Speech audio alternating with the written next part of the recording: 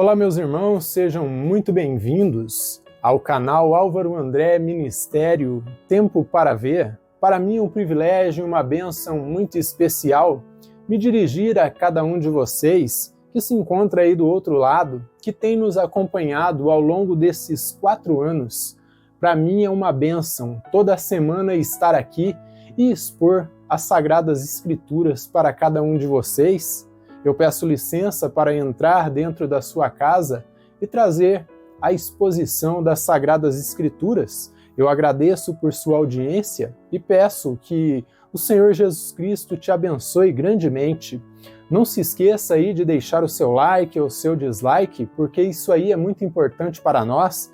Deixe seus comentários, comente, compartilhe, para que assim o YouTube possa compreender que esses sermões que nós publicamos aqui semanalmente estão sendo de relevância para cada um de vocês.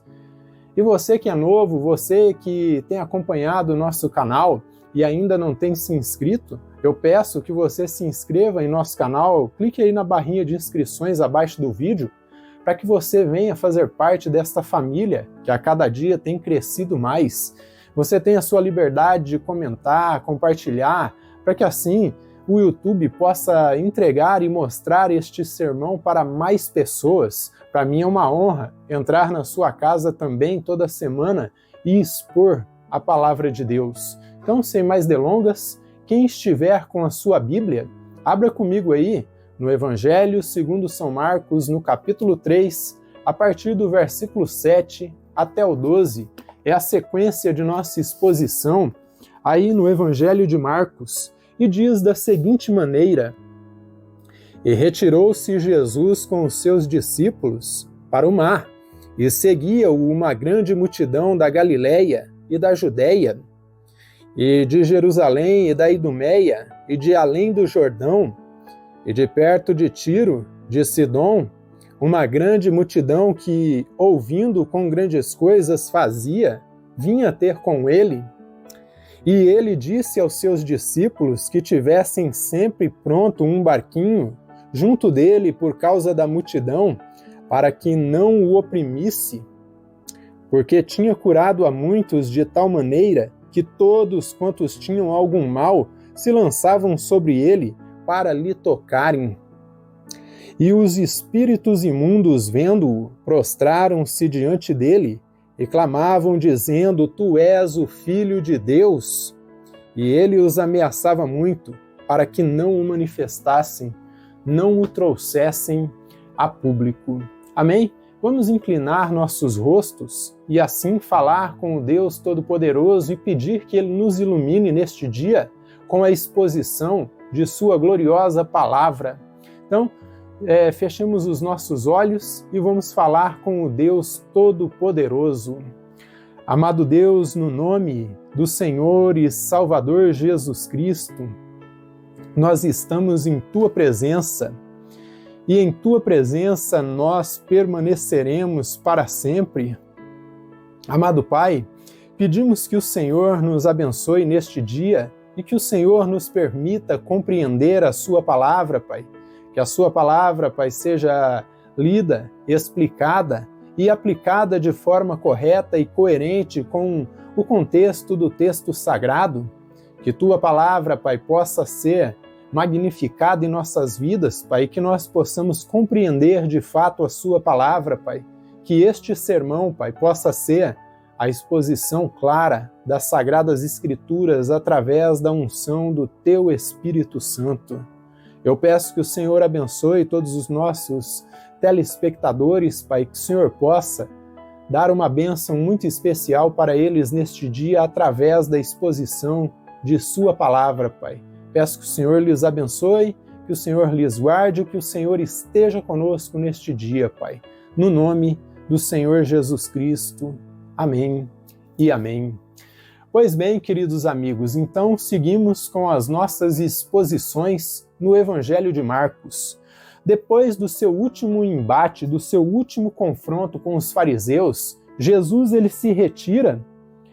Depois do seu último confronto aí com os fariseus, ameaças e questionamentos inúteis a respeito do sábado e também ameaças de morte, ele sai de Cafarnaum, ele sai da sinagoga, ele sai do judaísmo oficial e vai para as margens do mar da Galileia, ali pregar o evangelho de forma pura e simples, ali à beira do mar, para as multidões que vinham até ele.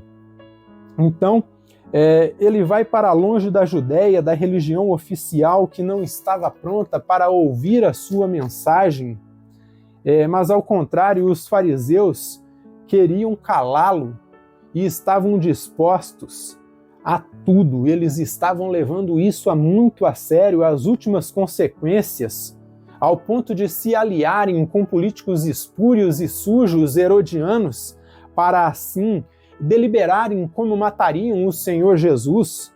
E desta forma, o Senhor ele se retira, pois ainda não era a hora do mestre morrer, não era a hora da vida do mestre ser tirada. Sua retirada é estratégica, pois ele se retira para que ele pudesse ensinar a sua mensagem, e assim ele sai dos centros urbanos e vai para a beira do mar, ali da Galileia, para começar uma nova série de sermões e de curas. É o que nós encontramos aí nos versos 7 até o 10. Leiam comigo novamente, acompanhem comigo aí. E retirou-se Jesus com os seus discípulos para o mar, e seguia-o uma grande multidão da Galileia e da Judéia, e de Jerusalém, e da Idumeia, e de além do Jordão, e de perto de Tiro e de Sidom, uma grande multidão que, ouvindo com grandes coisas ele fazia, vinha ter com ele. E ele disse aos seus discípulos que tivessem sempre pronto um barquinho junto dele, por causa da multidão, para que o não oprimisse, porque tinha curado a muitos de tal maneira que todos quantos tinham algum mal se lançavam sobre ele para lhe tocarem. Então, como vemos aí, uma grande multidão estava vindo, muitos estavam seguindo o Senhor apenas por aquilo que ele tinha a oferecer, não pelo que ele era. Eles estavam interessados ali nas curas, estavam interessados em até ouvir a mensagem do Mestre. Muitos estavam vindo a ele de todas as regiões, de todas as partes, gentios e judeus, gente vinda da Idumeia, a 190 quilômetros ao sul, e outros vinham de Tiro e de Sidom, a 80 quilômetros ao norte. Então era gente de todas as partes, era uma multidão variada, uma multidão mista, gente de todo tipo. Muitos deles viram o que Jesus havia feito, curando a sogra de Pedro, o leproso, o paralítico carregado por 4, e por fim, aquele homem que tinha uma das mãos ali ressequida, uma das mãos atrofiada.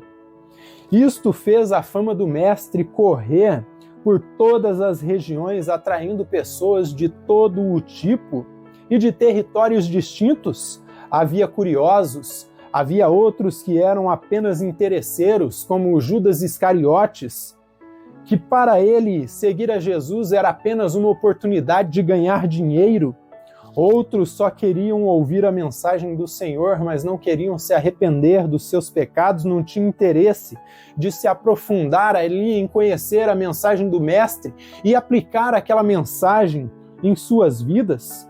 Eles não queriam se arrepender dos seus pecados, e outros só buscavam a cura porque também queriam ouvir a mensagem do Mestre, não por interesse, ou por curiosidade, mas porque criam nele. Então havia uma multidão mista ali, com interesses distintos.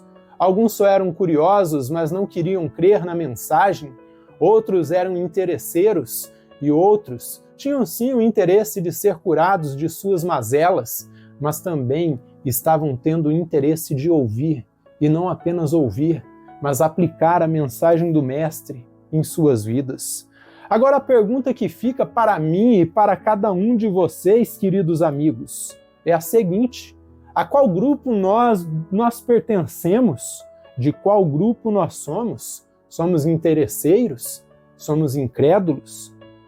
Ou somos do grupo dos eleitos, daqueles que foram salvos? É uma pergunta a se fazer. O que é que nos atrai em Jesus Cristo? São os milagres que Ele pode oferecer? Ou é a mensagem de salvação e vida eterna que Ele tem a nos oferecer? O que nos atrai em Jesus? O que me atrai no Mestre? São bênçãos passageiras, curiosidade, incredulidade ou comunhão com Ele?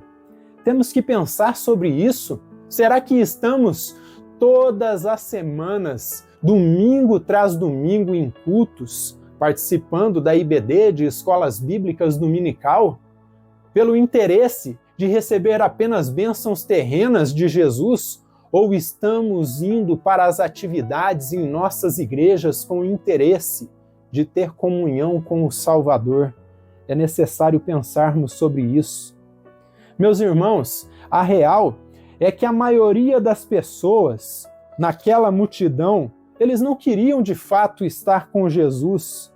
Eles queriam eram os milagres. Eles não queriam aprender com Jesus.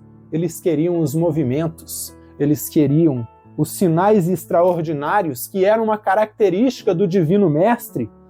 Mas isso não é o essencial, queridos amigos, nem o melhor que ele tinha ou que ele estava oferecendo.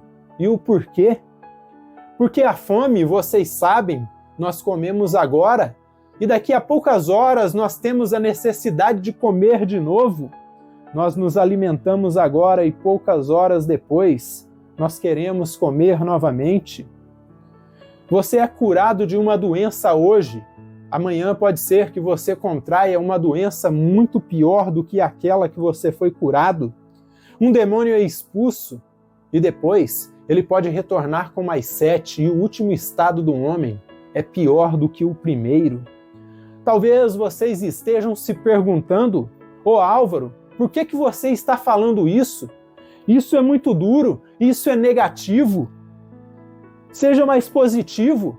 A realidade, queridos amigos, nua e crua, é dura, pois revela algo para nós que é aterrador, algo que é assustador, queridos amigos, que tudo isso é passageiro. A fome é saciada agora e daqui a pouco você está com fome de novo. Daqui um pouco ela volta. Curas terrenas e físicas, elas passam. Um morto, ele pode ser ressuscitado, como Lázaro, no capítulo 11 ali de João, mas depois ele teve que voltar a morrer e teve que ir ao paraíso. Isso é real, meus irmãos, tudo isso é real, todos esses milagres que Jesus operou, ressurreição de mortos, cura de leprosos, de doenças intermináveis que tinham ali na sua época. Ele curou o fluxo de sangue daquela mulher que tocou na orla da sua veste. Tudo isso ele fez, ele multiplicou pães e peixes, tudo isso é real. Mas se você olhar no contexto do Novo Testamento, no contexto do Evangelho de Marcos, você vai perceber que tudo isso foi passageiro. Lázaro foi ressuscitado depois de 4 dias, mas depois ele morreu de novo. Então, eu pergunto para vocês, eu insisto, o que é que te atrai em Jesus Cristo? O melhor que Cristo nos oferece não são bens materiais, bobagens como um carro zero, casa própria, uma conta bancária abastada, um casamento. Nada disso é o melhor que Cristo tem para nos oferecer, porque todas essas coisas são efêmeras, são passageiras, elas nascem aqui e terminam aqui. O que o Mestre nos oferece, o maior que Ele nos oferece, é salvação e vida eterna, uma eternidade de comunhão com Ele. Tudo isso é infinitamente maior. O que é infinitamente maior do que todas essas coisas passageiras. Então reflita, em qual grupo nós estamos? Somos aqueles que estão só atrás da multiplicação de pães e peixes, milagres extraordinários? Ou somos aqueles que iam atrás do Mestre, porque queriam ouvir a sua mensagem, porque queriam ser transformados pelo exemplo do Senhor e Salvador Jesus Cristo? Não estamos em busca aí de coisas materiais, devemos estar em busca de salvação e vida eterna, perdão de pecados e comunhão com Ele. É de se pensar, meus irmãos, que a multidão não queria Jesus, eles queriam apenas os milagres.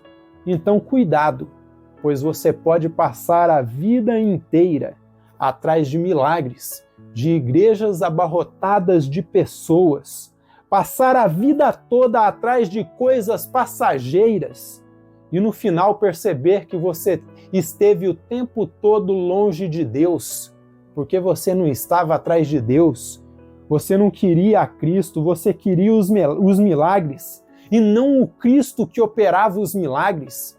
Pense sobre isso. Qual é o seu interesse em seguir a Cristo? Qual é o seu interesse em ingressar em uma denominação? Por que é que você entrou na igreja onde você está? Por que é que você foi encaminhado até a Cristo? Porque falaram para você, Jesus te ama, Ele tem um plano na sua vida? Pode ser, meus irmãos, que você venha para a igreja e nada mude, você continue sendo um membro comum, você não se torne um pregador, um cantor, um evangelista, você não participe de nada de ministérios, mas o importante é que você tenha salvação e que você esteja em uma igreja bíblica. Jesus Cristo, muitas vezes o projeto que Ele vai ter para a sua vida é você ser um crente em Cristo, maduro, que conhece a palavra de Deus, que vive a palavra de Deus. Talvez o projeto para a sua vida é que você seja um bom marido, uma boa esposa, um bom empregado. Talvez Ele não tenha te chamado para nenhum ministério, mas Ele tenha te chamado para fazer parte do seu corpo. Então pare e pense sobre isso, para que você não esteja a vida inteira atrás de movimentos, atrás de curas divinas, de milagres, de dons extraordinários, e no final da sua vida você perceber que esteve longe de Deus o tempo inteiro, porque você não ia para a igreja atrás do Deus que estava manifestado ali, você estava indo atrás de milagres, não do Deus que estava operando os milagres. Mas veja os versículos 11 e 12. E os espíritos imundos, vendo-o, prostravam-se diante dele e clamavam, dizendo: Tu és o Cristo, o Filho de Deus. E ele os ameaçava muito, para que não o manifestassem, não o trouxessem a público. Os demônios têm fé, queridos amigos, e eles até tremem diante de Jesus. Eles só não se rendem a ele. A declaração desses demônios deixa escancarado quem é Jesus. Ele não é um simples filho de Deus como nós, que fomos adotados, ou um profeta qualquer. A palavra que foi traduzida aqui como filho, no original grego, identifica Jesus como o Messias, o Filho do Deus bendito prometido no Antigo Testamento, demonstrando que ele pertence ao Pai, foi gerado no Pai, ele procede do Pai e que ele está no Pai, portanto, ele é a segunda pessoa da Trindade. Ele é Deus, ele não é um ser humano comum. Portanto, Jesus é Deus feito homem. Não um ser humano comum, mas o homem perfeito. O modelo que nós temos que atingir quando formos glorificados. Talvez você diga: ô Álvaro, então o testemunho dos demônios aí estava correto, certo? Certo, este testemunho estava correto, mas então por que o mestre os repreende? Talvez vocês podem perguntar. Por que o mestre repreende eles e manda que se calem? E eles deram um testemunho da natureza e da autoridade divinas de Jesus.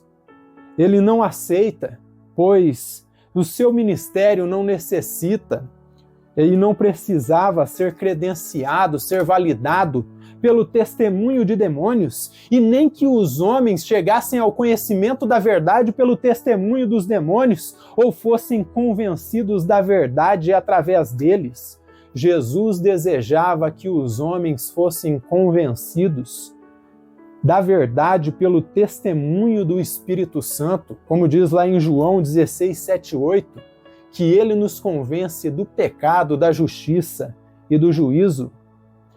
E desta forma, ele também necessitava, ele também queria que os homens fossem convencidos pelo testemunho que a Escritura dava a respeito dele.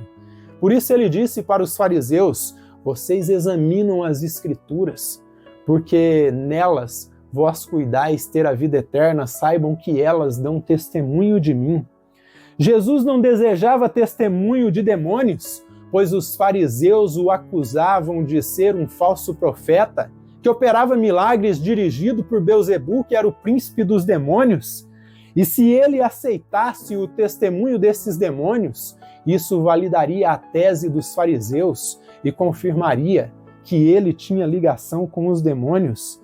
E Jesus, como Paulo em Atos 16, ele repreende a jovem pitonisa e não aceita o testemunho dela, porque isso colocaria em risco a pregação do Evangelho, que era o foco de Jesus e dos apóstolos. Mas sabe o que é mais ridículo, queridos amigos? Hoje vemos denominações neopentecostais dando voz para falsos demônios e querendo calar a Cristo. Pois onde a Bíblia não é aberta, lida, explicada e aplicada de forma correta, Cristo não está falando, queridos amigos. Isto está incorreto. Quem tem que falar em nossos cultos é o Espírito Santo e não o diabo.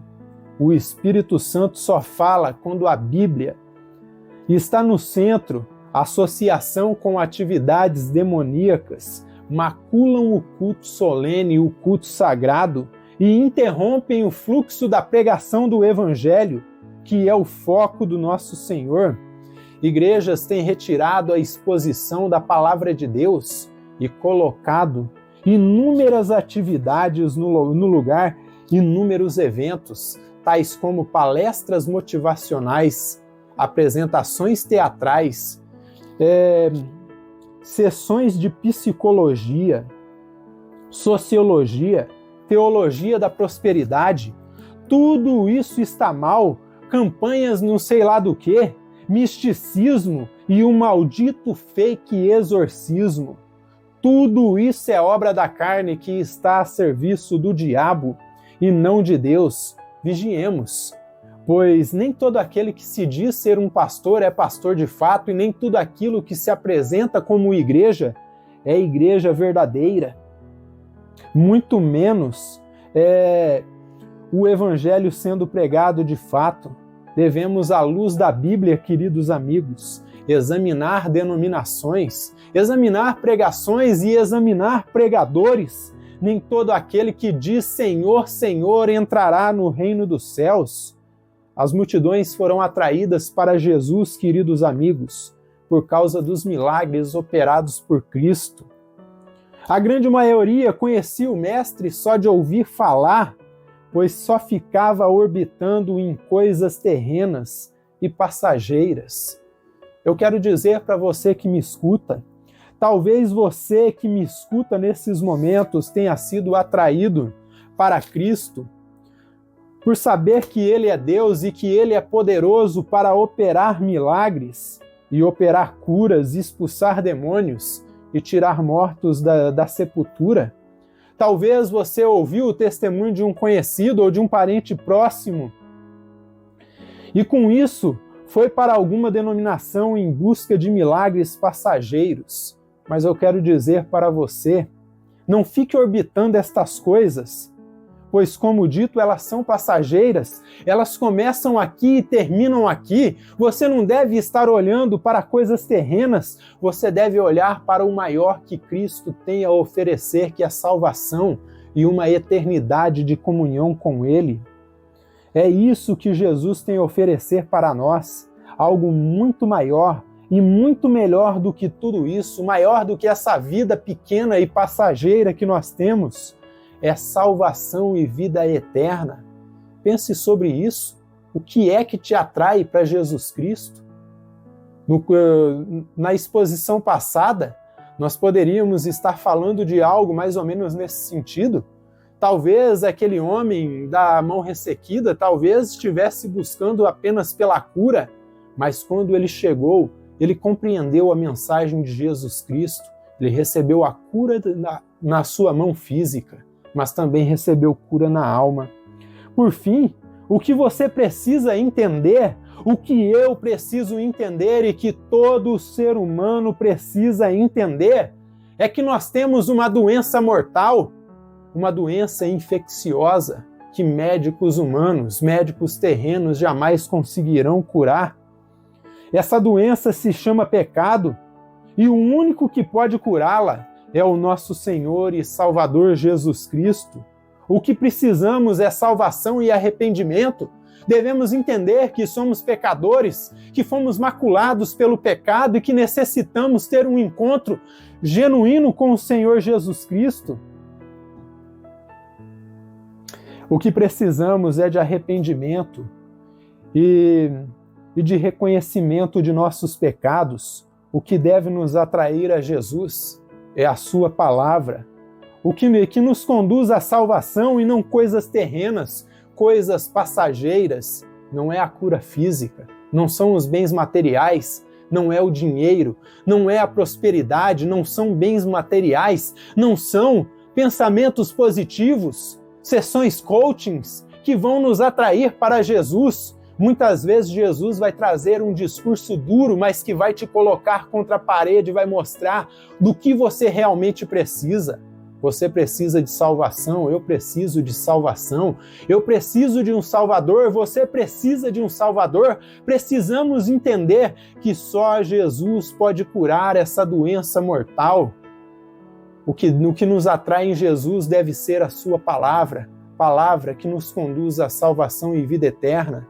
Não é a palavra dos pregadores coachings, não é a palavra dos falsos ungidos neopentecostais, não é a palavra dos pregadores da prosperidade, mas é a palavra que emerge das Sagradas Escrituras, é a exposição clara, pura e simples do Evangelho que deve nos atrair a Jesus. Não é movimento, não é igreja cheia, mas sim igreja cheia de pessoas convertidas, não pessoas agregadas que vieram atrás apenas dos milagres, os comedores de pães e de peixes.